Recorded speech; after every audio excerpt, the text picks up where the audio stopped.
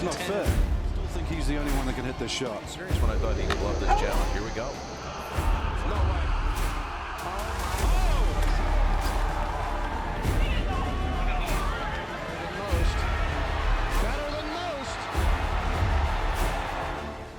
The crowd was silent. You could hear the sound of a pin drop. Phil Lefty Mickelson stood over his ball on the 13th at Augusta, driver in the trees, pine straw underfoot, no clear shot to the green. Every caddy in the world would have begged for a layup. But Phil Mickelson is not your ordinary golfer. He took the shot. Why?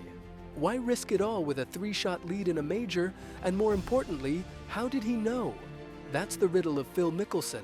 A man who's hit more heroic shots and suffered more public heartbreak than almost anyone in golf history. For every Masters win, there's a US Open runner-up. For every genius read, there's a short putt missed when it mattered most.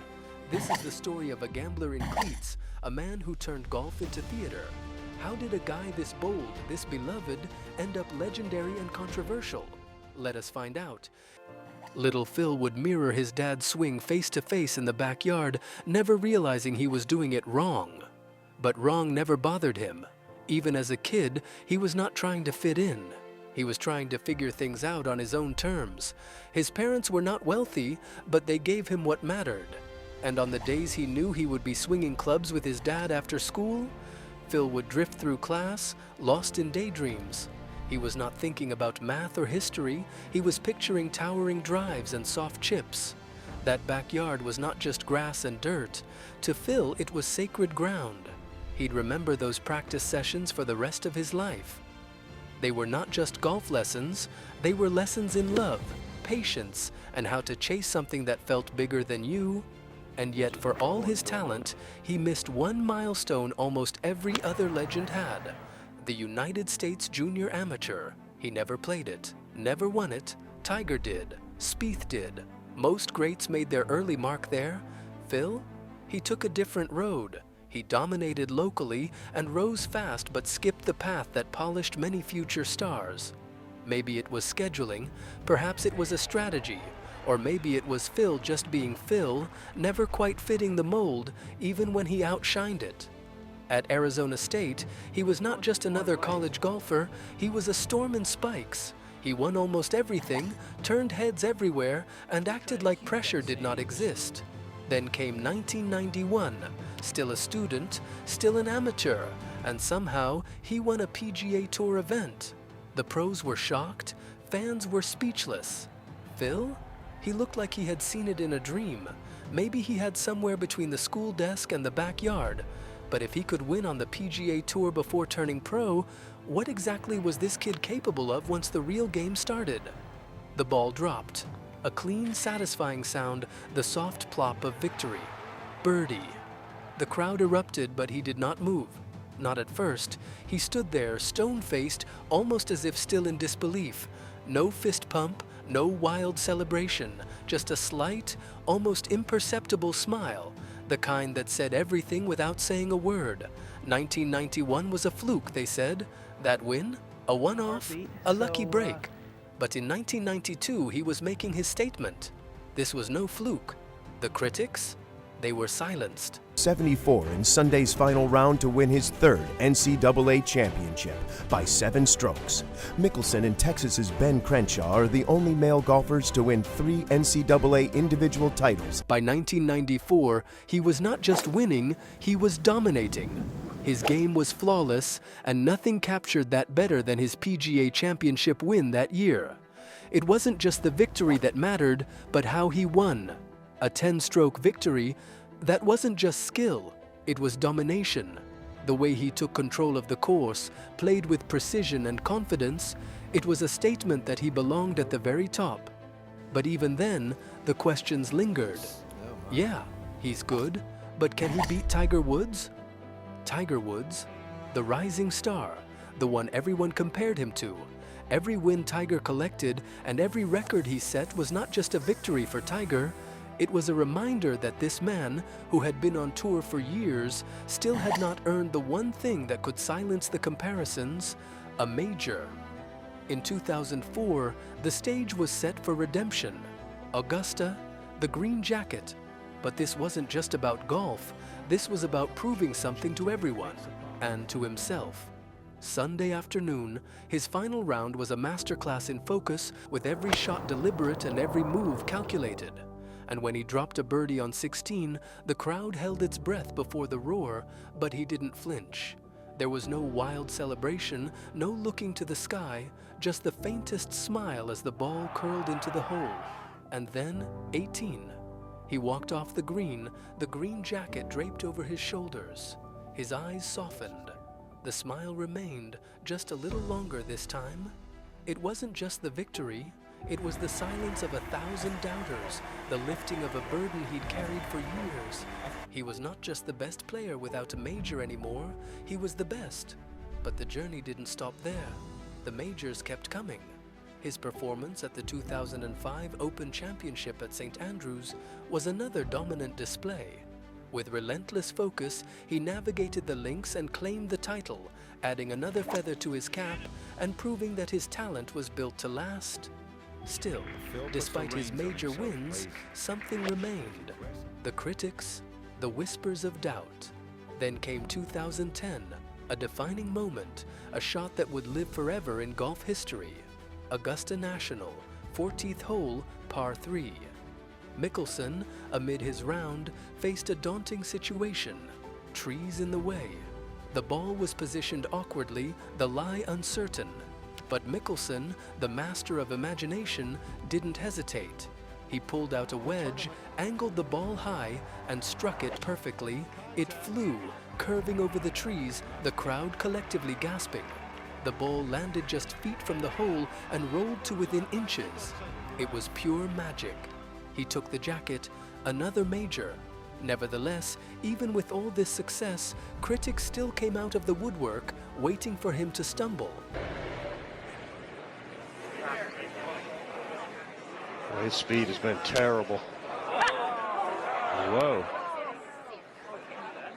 Whoa! The pressure erupted in the 2018 US Open. It was supposed to test his endurance, but it was bizarre madness. Mickelson did the unthinkable on the 13th green with his putt missing the hole.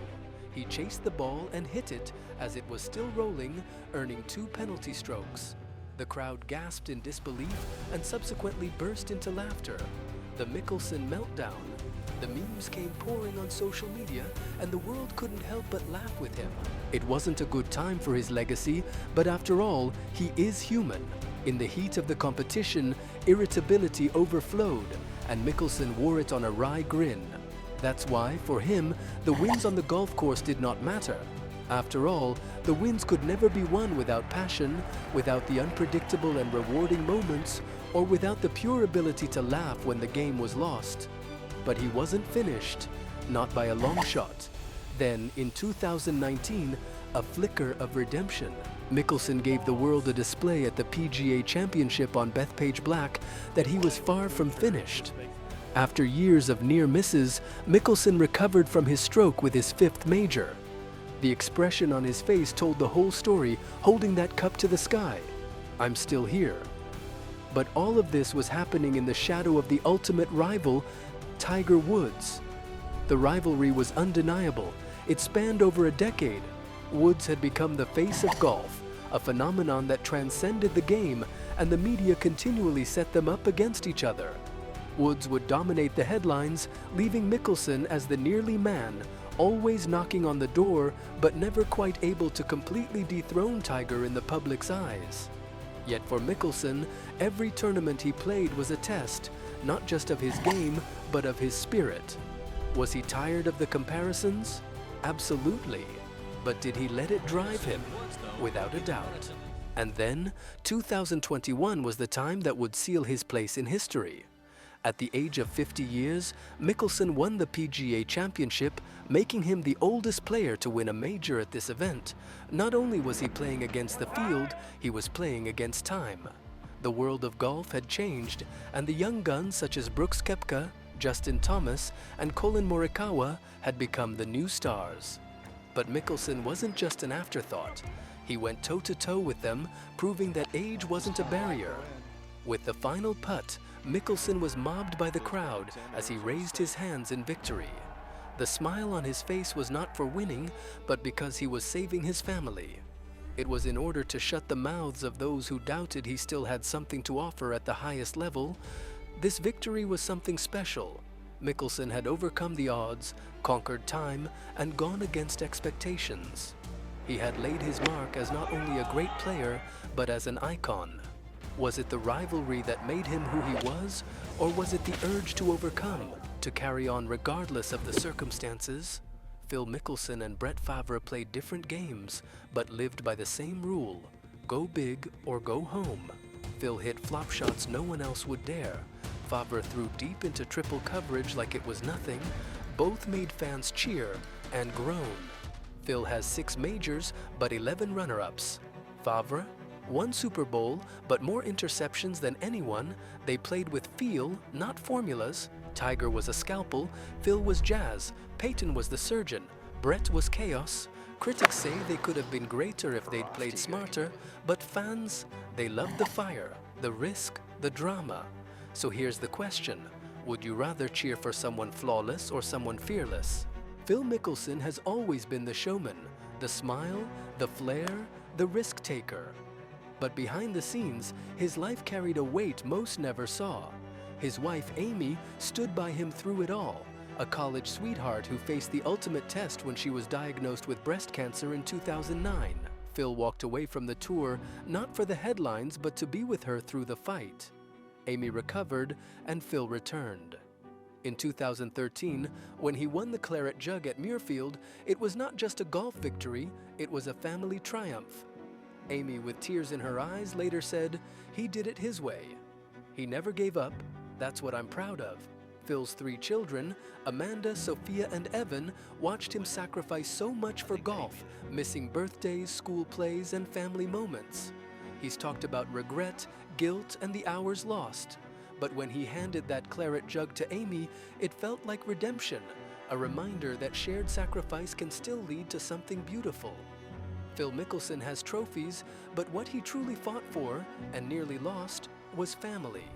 And now, as he slows down, it's not the wins that define him, it's who was there when the victories faded. So in the end, what's the real measure of success? Is it the trophies we collect, or the people who stand by us when the applause dies down? Phil Mickelson didn't just win trophies, he built a fortune. Backed by Rolex, Callaway, and major brands like Amgen, he made over $40 million yearly in endorsements. His career earnings, well over $800 million. But behind the luxury was a risk. Reports say Phil wagered over $1 billion over the years. He got caught in an insider trading case in 2016, not charged, but forced to repay nearly $1 million. Then came Live Golf, a $200 million deal, and a storm of backlash. Critics called it a sellout. Fellow pros turned on him. Phil admitted, "They're scary motherfuckers to get involved with." But he took the deal anyway. So was it about the money? Or was he tired of playing by someone else's rules? He chased wealth like he chased pins, fearlessly. But now the headlines ask, is Phil a business genius or a cautionary tale? Phil Mickelson chased moments, not perfection. The magic shots, the heartbreak, the controversy, he gave us brilliance and chaos in equal measure. Father, risk-taker, showman, he was never just one thing. So how will you remember him? And here's the question that lingers. If Phil had faced Jack Nicklaus, Gary Player, or Arnold Palmer in their prime, could he have taken the throne? When he won his first Masters, the king was already in his 70s. Would Lefty have beaten the legends, or just lived in their shadow?